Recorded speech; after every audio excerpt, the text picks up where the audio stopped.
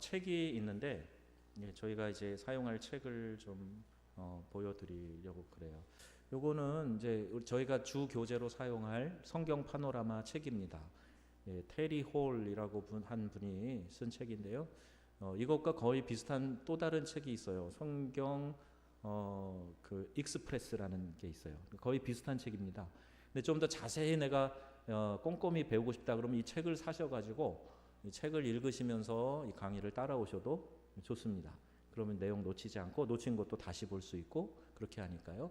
또 이제 이 강의하는 모든 도표나 그림은 제가 PPT로 여러분에게 드릴 거예요. 제가 이제 드릴 거니까요. 그걸 보시고 오시면 더 이해가 쉽고 또 집에 가셔서 다시 켜서 보셔도 돼요. 모든 내용을 다 말하지 않으니까 책의 내용이나 요 책이나 도표 PPT를 보시면서 따라오시면 되겠습니다. 자, 이제 이 책으로 들어가서요. 책에 있는 내용을 좀 보려고 그러는데 여러분 예수님이 부활하셨을 때에 그 이후의 사건들이 성경에 몇 가지 기록되어 있는데 특별히 예수님이 엠마오로 내려가는 제자들을 만나시죠. 부활하신 예수님이. 엠마오라는 곳으로 예루살렘에서 엠마오로 터덜터덜 내려가는 거예요. 실망했다는 것이 내가 기대하고 예수님 따라다녔는데 그 예수님이 십자가에 달려 허망하게 죽으시고 아이고 이제 나는 돌아간다. 내 생업으로 내 고향으로 일하던 곳으로 같이 가는 거예요. 그때 예수님이 그들과 동행하시죠. 무슨 얘기하는가 들어보시죠. 그 다음에 성경을 창세기부터 쭉 풀어서 그들에게 이야기해 주시죠. 근데 그때 어떤 반응이 일어납니까? 성경에 그들이 예수께서 성경을 풀어주실 때 마음이 뜨거워졌다 그랬어요. 막 실망해가지고 낙심해가지고 엠마오로 터덜터덜 힘없이 가는 그 사람이 예수님이 성경을 쭉 풀어주니까 이 성경을 풀어주셨다라는 이 얘기가 생각해 보세요. 막 이렇게 공부하듯이 어려운 얘기 하셨겠어요? 그냥 창세기부터 쭉 태초 때 일어난 일부터 쭉 흩으면서 이야기를 해주신 거예요. 그랬는데 그 이야기에 마음이 뜨거우신 거예요. 다시 용기를 내서 다시 이들이 예루살렘으로 올라가는 그게 성경에 나오고 있지 않습니까? 그래서 이렇게 파노라마를 시작하면서 교인들이 성경을 개괄적으로 이해하는 틀을 좀 만들어줘야 되겠다. 이런 생각을 하고 이것을 시작하는 거예요. 복잡한 개념이 아닌 성경 지도와 도형을 통해서 여러분에게 성경 전체를 이렇게 볼 수 있도록 해드린다는 겁니다. 하나님의 말씀은 분명히 능력이 있습니다. 그래서 이사야 11장 9절에 이는 물이 바다를 덮음같이 여호와를 아는 지식이 세상에 충만할 것이다 그랬어요. 그러니까 여러분 하나님을 아는 지식이 여러분 안에 충만하기를 바랍니다. 그게 중요해요. 그래서 말씀이 나를 사로잡으면 내가 웬만한 것에 그렇게 부안해동하지 않고 무슨 말 하나 들었다고 그냥 회딱회딱 하지 않고 내가 말씀이 내 안에 충만하면 그 말씀이 나를 견인해 가거든요. 나를 끌고 가는 거예요. 그러니까 믿음을 잘 지킬 수가 있고 흔들리지 않는 신앙생활을 할 수가 있어요. 그래서 이게 참 중요합니다. 성경을 잘 알고 그 성경의 내용들을 잘 이해하는 게 매우 매우 중요합니다. 그리고 성경을 어떻게 하면 잘 이해할 수 있을까?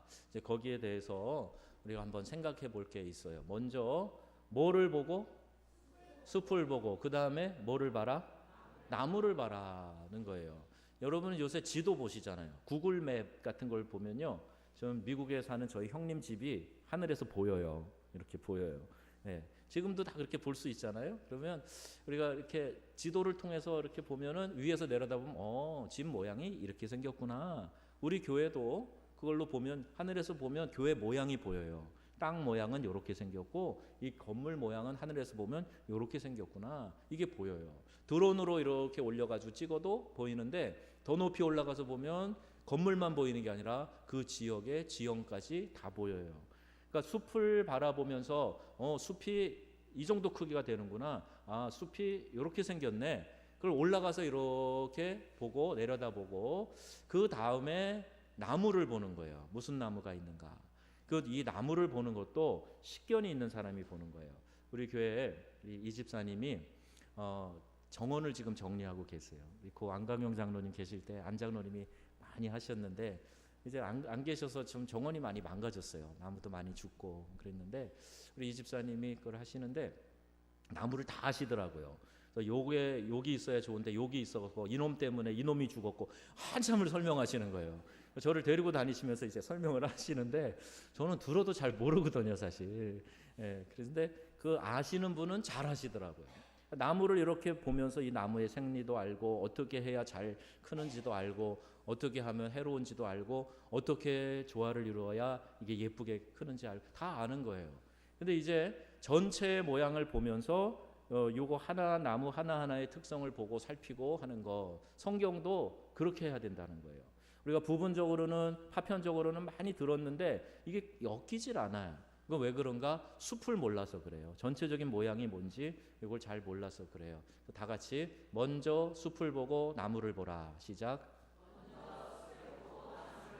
예, 그래서 성경의 새 골격을 오늘 한번 보려고 하는데요. 우리 몸에 뼈가 있듯이 성경에도 골격, 이 뼈대가 있습니다.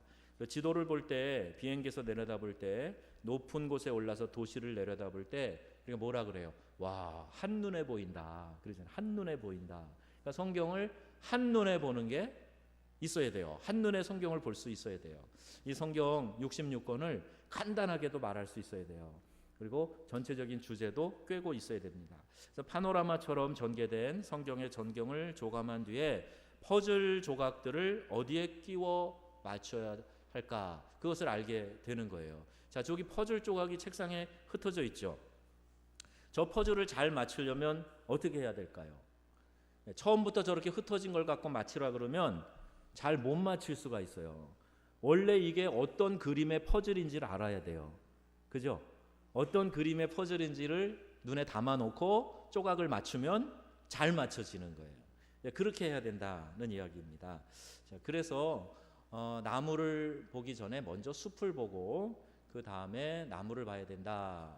그래서 비행기 타고 숲을 보는 거예요. 왼쪽에. 그것을 성경 종합 개관이라 이렇게 이야기를 합니다. 전체를 한 번에 내려다보는 거예요. 그 다음에 오른쪽 농부가 트랙터로 뭘 하고 있나요? 밭을 갈고 있어요. 그거는 성경을 분석하는 겁니다. 그러니까 여러분 비행기 타고 이제 비행기를 쫙 뜰 때요. 이 해안 도시에서 비행기가 뜨면 멋있어요. 올라가면서 물결 치는 파도랑 해안선이 쫙 보이는 거예요. 해봤어야 알지.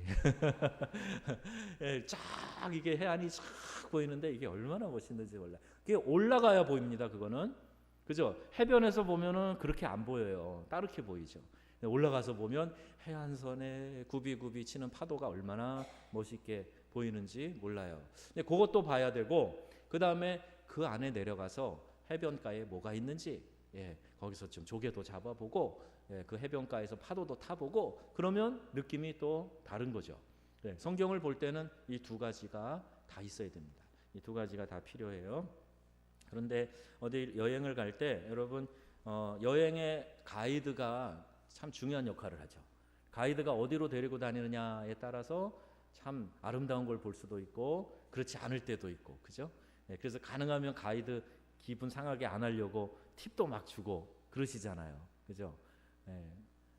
또 해봐야 아는데 그럼 가이드가 기분 좋으면 막 이제 좋은 데로 이렇게 데려가서 잘 보여주고 뭐 그래요. 가이드가 있으면 마음이 놓이죠. 내가 뭐 외국어를 못해도 장소를 몰라도 다 데리고 다니니까 얼마나 마음이 놓이고 편한지 몰라요. 가이드 팁이 굉장히 셉니다. 그래서 이 가이드가 누구냐에 따라서 중요한 것처럼 우리가 또 운전할 때 내비게이션 요새 사용하죠. 모르는 것도 내비게이션 있으면 척척 찾아갑니다. 야, 불과 얼마 전만 해도 제가 프랑스에 처음 갔더니 우리 장로님 한 분이 지도를 이따만한 거 몇 장을 딱 갖다 주면서 프랑스에서는 도로법이 이렇습니다. 몇 가지 설명해주고 지도 탁 주고 가셨어요. 그거 보고 신방 다녀야 되는 거예요. 근데 겨울에 부임했는데 거기는 4시만 되면 캄캄해지더라고요. 어두운 데에 낯선 길을 지도 보고 찾아다니려니까 와 진짜 어렵더라고요. 그래서 내비게이션 샀죠. 거기는 이제 GPS라 그러는데 쬐까만 거 요만한 거 사서 붙이고 다니니까 이거 쉬워요. 알려주는 대로만 가면 돼. 그죠? 가끔 이상한 데 알려주긴 하지만 알려주는 대로만 가면 목적 지점에 데려다 주는 거예요. 전에는 풍경 가운데 차가 가다가 길을 세워놓고 길을 물어보는 광경이 많이 있었어요. 요새는 그런 일 거의 없죠. 거의 없어요. 다 내비게이션 달고 찾아가는 거예요. 이 내비게이션과 같은 안내자가 되어서 여러분 성경 전체를 관통하는 흐름, 이것을 지금 알려드리려고 하는 겁니다. 자, 어떻게 기대가 되십니까? 예, 기대가 되셔야 돼요. 기대하는 것만큼 학습 효과가 있게 됩니다. 자, 이제 보는 순서가 이래요. 성경 전체를 보고 그 다음에 신약 혹은 구약, 그 중에서 각 권, 장, 단락, 문장, 단어 점점 좁혀지는 거죠. 예, 그렇게 해서 올라가는 거를 뭐라 그러냐면 분석이라 그러는 거예요. 그 다음에 단어에서부터 시작해서 점점 넓게 보는 것, 이걸 종합이라고 하는 거예요. 그러니까 종합과 분석이 다 있어야 성경을 균형 있게 이해할 수 있습니다. 이단의 특징, 종합 분석을 다 깨버려요. 그리고 자기가 딱 집어서 몇 개를 꿰는 거예요. 그러니까 저희처럼 신학훈련을 받은 사람들이 들으면 이상한 얘기들이 많거든요. 그런데 그냥 모르고 가서 들으면요, 오, 이게 맞다. 평소에 내가 궁금하던, 내가 가려운 데 긁어주는 것 같다. 이렇게 하면서 여기 무슨 진리의 말씀이 있는 것처럼 그렇게 생각하는데 큰 착각입니다. 자, 이렇게 성경을 보셔야 된다는 얘기고요. 성경 조감의 중요성이 있는데 성경의 전체 줄거리를 전하는 책들, 그래서 나오고 있죠. 여기 보면 창세기부터 쭉 나옵니다. 네, 나오는 대로 한번 읽어보세요. 창세기, 출애굽기, 민수기, 여호수아, 사사기, 사무엘상, 사무엘하, 열왕기상,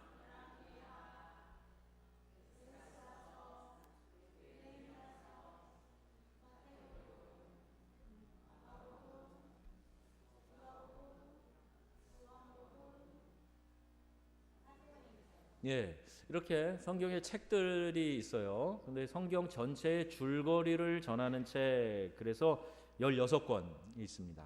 성경이 모두 몇 권이에요? 66권이죠.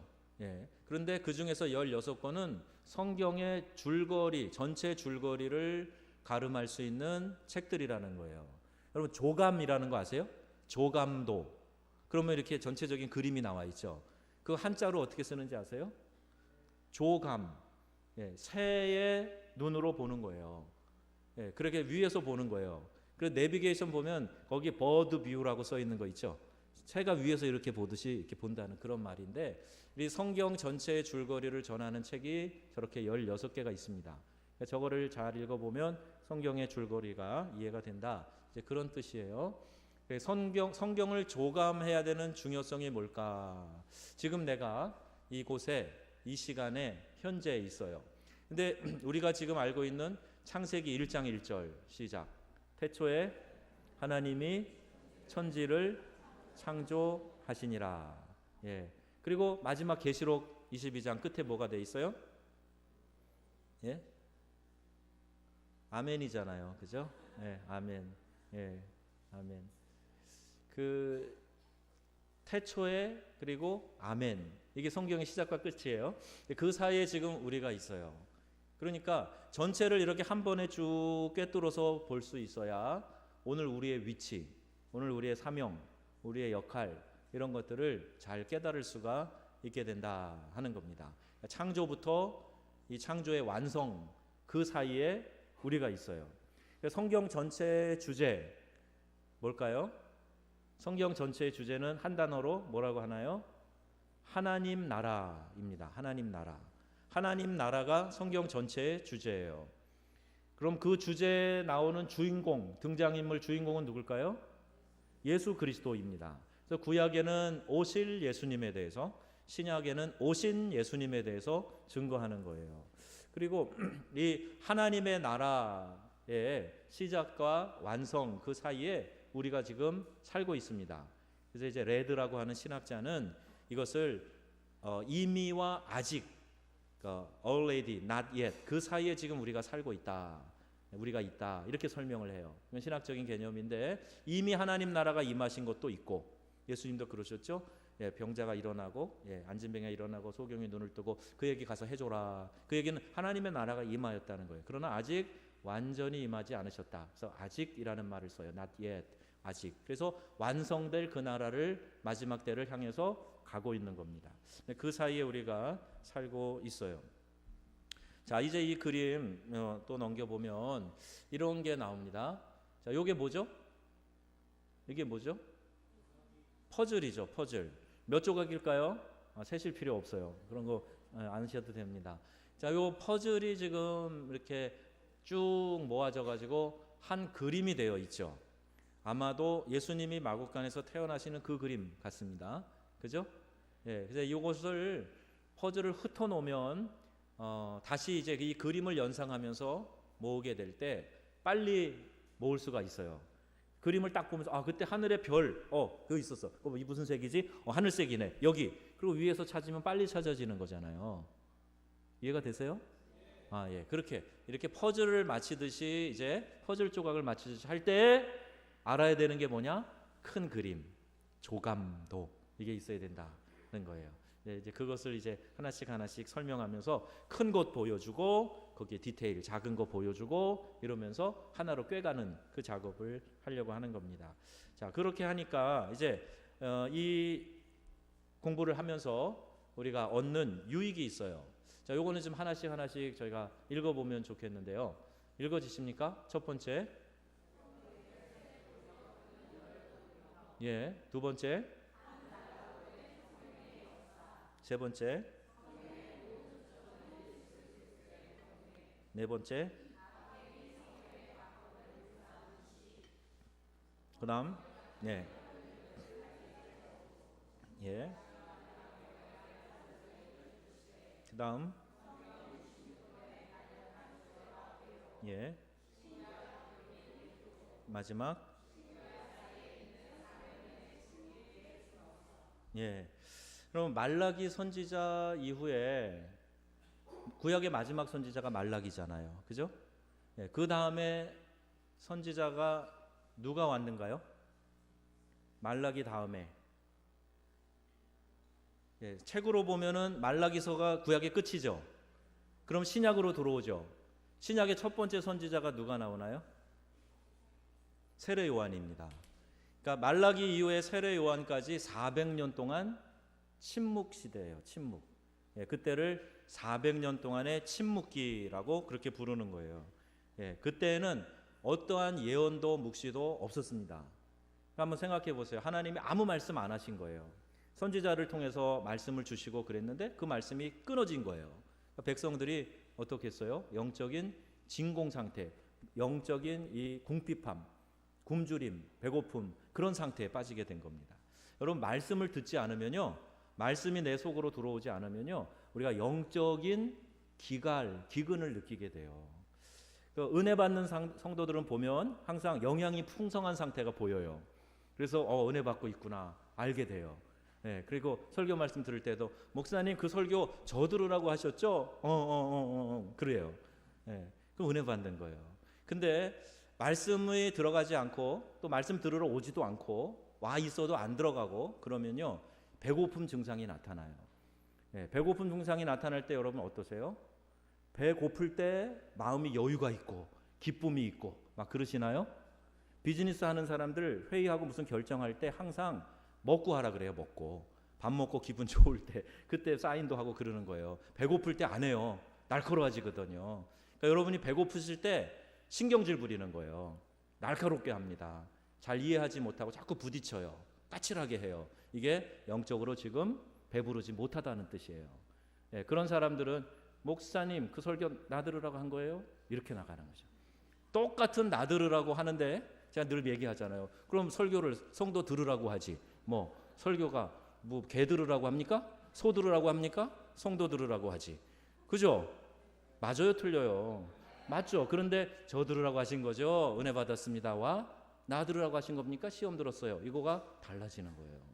내가 영적으로 까칠해지면 그런 반응이 일어납니다. 그러니까 원인은 하나예요. 말씀이 들어가지 않아서 배고픈 거예요. 여러분 말씀 잘 들으시기 바랍니다. 말씀 듣는 자리에 꼭 나오셔야 되고요. 말씀 듣는 시간에 미리 준비를 해서 신체 컨디션도 좋은 상태로 나오세요. 우리 교회는 조는 교인들이 거의 없는데 거의 없어요. 그런데 가끔 있어요. 가끔. 그러니까 너무 피곤하신 경우도 있고 토요일 날 늦게까지 영화 보고 막 이러면 안 됩니다. 토요일 날 일찍 주무시고 마음은 편안하게, 잠은 일찍. 그리고 주일날 오셔야 돼요.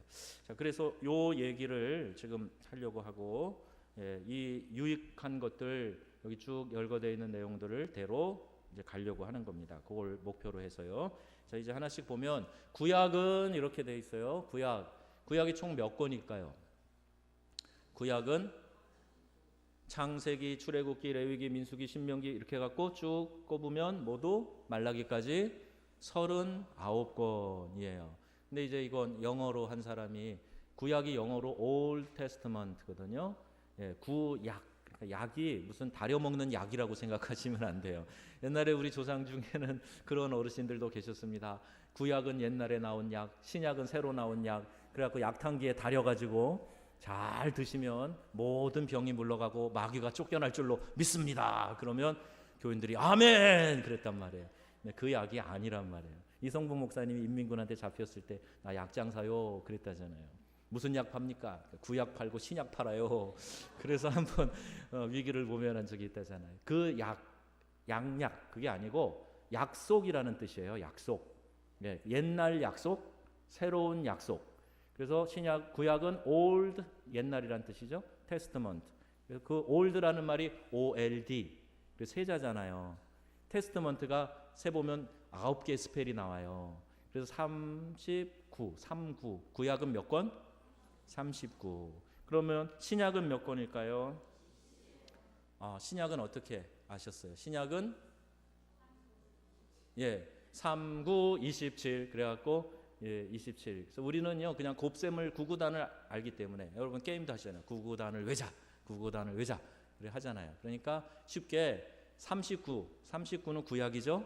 그걸 하나씩 떼어가지고 39, 25, 39, 27. 그렇게 외우시면 돼요. 구약은 39권, 신약은 27권. 그 둘을 합치면 성경은 66권이에요.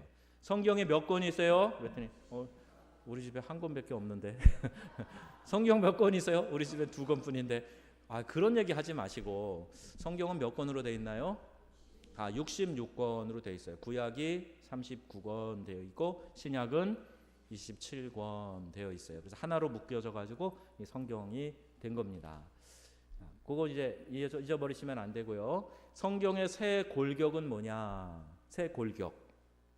성경의 새 골격. 따라서 해보세요. 역사, 체험, 예언. 다시 역사, 체험, 예언. 그래서 우리가 이렇게 보시면 구약과 신약으로 나눠볼 때 구약에는 역사에 대한 기록이 나오는 책이 몇 권이요? 17권. 신약에는 역사에 대한 책이 5권. 맞죠?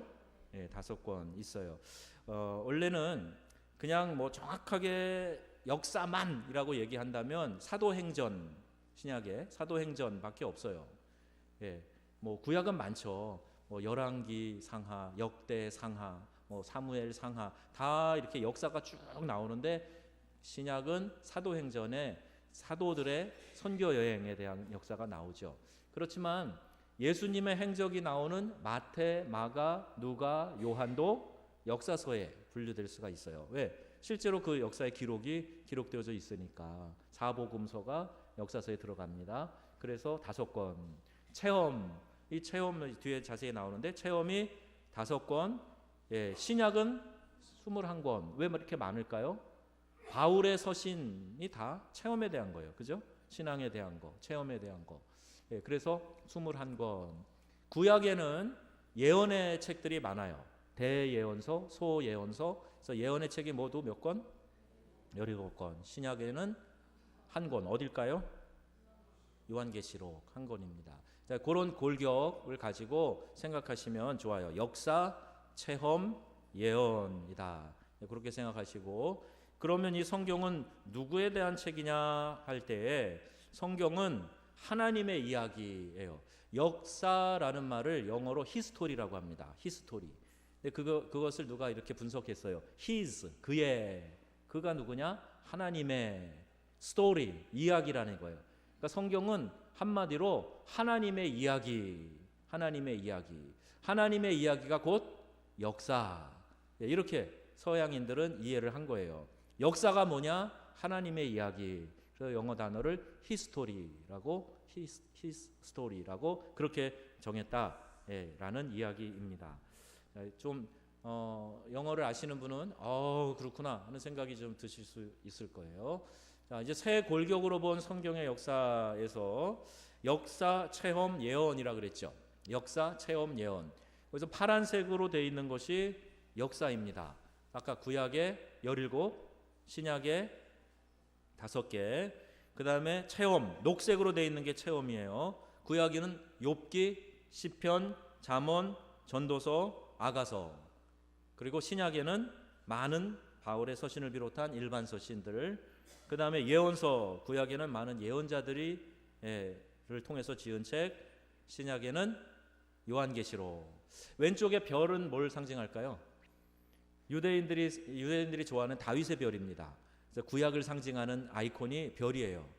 근데 신약은 그래도 십자가, 예수님의 십자가. 그게 신약을 상징하는 아이콘이에요. 이게 이해가 되시죠? 이 도표는 제가 그림으로도 드릴 테니까 한 장으로 펴서 보시면 머리에 쏙 들어오실 겁니다. 자, 그리고 그 다음에 이것도 마찬가지입니다. 구약 시대 별, 다윗의 별, 신약 시대 십자가. 그래서 구약 시대에는 태초 시대, 족장 시대, 노예 생활 시대, 출애굽 시대, 가나안 정복 시대, 사사 시대, 열왕 시대, 바벨론 포로 시대, 본국 귀환 시대. 이렇게 구약이 역사적으로 기록이 되어져 있다면, 자, 신약은 어떤 순서로 되어 있을까요? 녹색 윗줄부터 시작. 예수님, 성경 잘 안 보이시나? 서신들, 요한계시록. 자, 이게 성경의 이제 골격을 지금 보여주고 있습니다. 자, 그 다음 그림으로 이제 넘어가겠습니다. 자, 요거는 이제 도로에서 창세 시대부터 에스더까지 욥기, 시편, 잠언, 전도서, 아가서, 예언서들, 마태복음에서부터 사도행전까지, 그리고 이어지는 로마서, 서신서들, 디도서, 유다서, 요한계시록. 자, 이런 여정으로 지금 성경이 쭉 진행되고 있다. 한눈으로 기억하고 계시면 좋겠습니다. 자, 그리고 그 다음에 이 성경은 40여 명의 기자, 성경의 기자가 뭘까요? 성경을 어떻게 썼다고 생각하세요? 하늘에서 받아 적어라, 그러면 다시 쓰는 건가 이렇게? 그렇게 생각하세요? 이게 축자 영감설이라는 거예요. 하나님이 모든 성경은 하나님의 감동으로 된 것으로 그랬죠. 이 감동이 영감이라는 뜻이거든요. 영감, inspiration.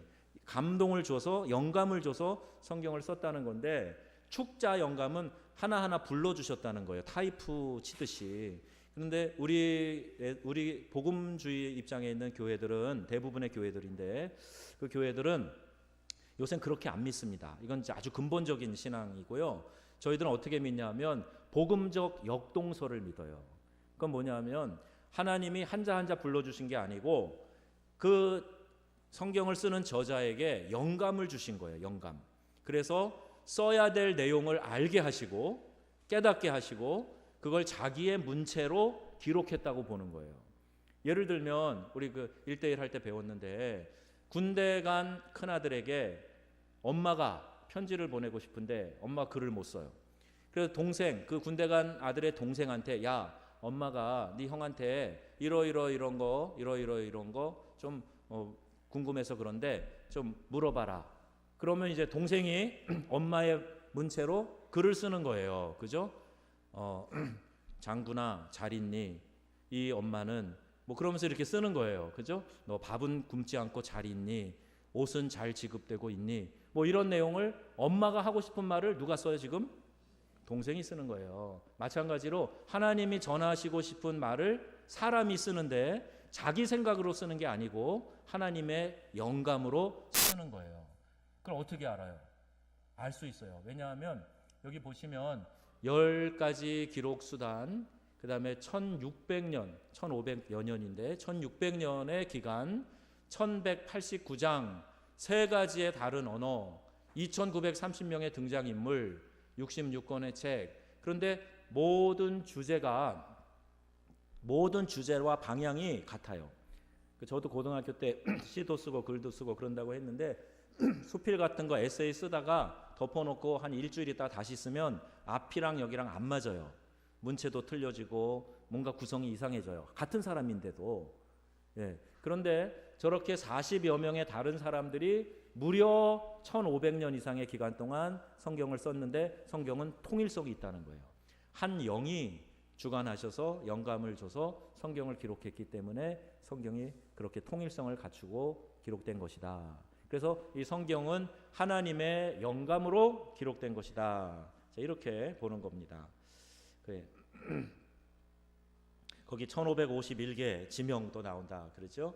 이게 성경이에요. 이 모든 것이 다 종합이 되어 있는데 창세기부터 계시록까지 통일성을 가지고 있다. 여러분 아세요? 코란은요, 이슬람교의 경전이죠. 이 코란은 앞에랑 뒤에랑 틀려요. 계시가 달라져요.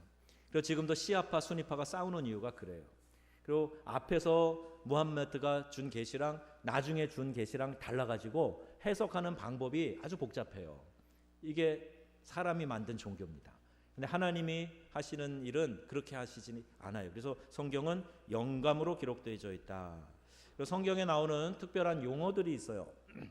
이 용어들이 있는데 거기 보면 친구, 불, 금, 방망이, 꿀, 여러 가지 단어들이 있는데 거기에 대한 해석이 있어요. 물, 정결케함, 하나님의 말씀, 하나님의 생각을 밝히 드러냄. 젖과 꿀 할 때 젖 뭐냐? 양육을 말한다. 그렇죠? 비, 열매를 맺게 하심. 씨 뿌림, 거두어야 됨. 자, 이런 이제 용어들마다 담고 있는 의미가 있다라는 거예요. 이건 더 많은 이야기를 할 수가 있는데 일단 좀 간단히 넘어가도록 하겠습니다. 자, 그러면 여러분 성경에 대해서 얼마나 잘 알고 계신가요?